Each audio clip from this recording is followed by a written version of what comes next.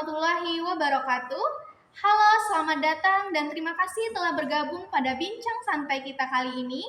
Saya Rani dan di sini kita akan membahas topik yang sangat dekat dengan kehidupan sehari-hari, terutama pada kalangan generasi muda, yaitu terobsesi dengan standar TikTok.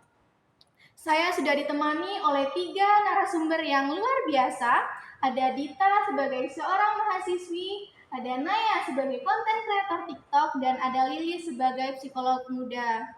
Selamat datang semuanya. Terima kasih Rani, senang bisa berbagi di sini. Langsung saja, saya ingin bertanya kepada Dita sebagai seorang mahasiswa, bagaimana pandanganmu mengenai standar kecantikan atau gaya hidup yang kerap kali muncul di TikTok? Nah gini Rani, menurut saya TikTok seringkali memberikan pengaruh terhadap diri kita sendiri karena terdapat beberapa konten di sana yang terkadang memamerkan gaya hidup mewah, wajah yang cantik, dan tubuh yang ideal. Pokoknya proporsional deh buat kita semua.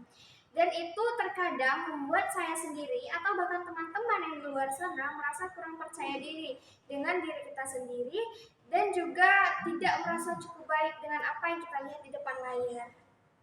Terima kasih Dita. Saya yakin bahwa banyak dari orang-orang sana yang merasakan hal yang serupa. Sekarang saya ingin mendengarkan dari Naya sebagai seorang konten kreator. Apakah kamu sering merasakan tertekan atas apa yang dilakukan selalu tampil sesuai dengan standar TikTok? Ya tentu. Awalnya saya merasa harus selalu tampil sempurna. Mulai dari cara berpakaian yang modis, kulit harus mulus, bahkan saat berbicara pun harus sesuai dengan tren. Namun, lama-kelamaan saya menyadari bahwa tampil apa adanya justru membuat saya lebih nyaman. Nah, ketika saya tampil apa adanya, disitulah respon dari penonton terasa lebih tulus.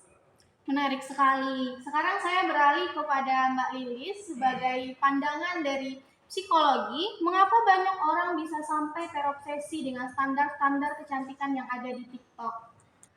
Baik, itu terjadi karena media sosial, termasuk TikTok. Tentang apa yang dianggap orang itu ideal ya. Kadang ketika orang itu melihat konten-konten hal yang lebih sempurna gitu, orang itu cenderung otaknya lebih membandingkan diri dia sendiri gitu sama TikTok itu. Jadi orang itu tuh akan mengakibatkan kepercayaan diri gitu, turunnya kepercayaan diri mereka, dan selain itu juga akan mengakibatkan seperti gangguan jiwa atau stres dan kurangnya rasa, dan akan menyebabkan kecemasan gitu. Apa ada langkah-langkah yang dilakukan untuk mencegah hal tersebut? Ada, seperti yang pertama yaitu harus membatasi waktu untuk menggunakan media sosial. Yang kedua yaitu kalau kita menggunakan TikTok, kita harus seperti mengikuti konten-konten yang lebih positif. Yang ketiga yaitu kita harus ingat bahwa dalam media sosial itu orang hanya menyampaikan sisi baik saja. Yang terakhir yaitu belajar menghargai diri sendiri tanpa adanya dunia luar. Terima kasih banyak Mbak Lilis.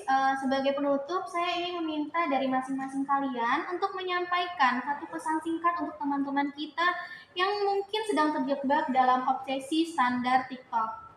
Diminta dari Dita terlebih dahulu. Kita tidak perlu menjadi seperti orang lain untuk merasa berharga, cukup menjadi diri sendiri itu lebih penting. Lanjut. Dari saya yaitu jangan mengejar kesempurnaan yang dibuat-buat. Tampil apa adanya justru lebih disukai karena terkesan nyata dan jujur. Kalau menurut saya, rawatlah kesehatan mental Anda dan berikan ruang bagi diri untuk tumbuh tanpa tekanan dari dunia maya. Terima kasih banyak atas pandangan dan pengalaman yang telah dibagikan. Semoga perbincangan ini bisa jadi pengingat bahwa kita semua berhak merasa cukup dan percaya diri, terlepas dari apa yang ditampilkan di media sosial. Sampai jumpa pada pertemuan berikutnya. Wassalamualaikum warahmatullahi wabarakatuh.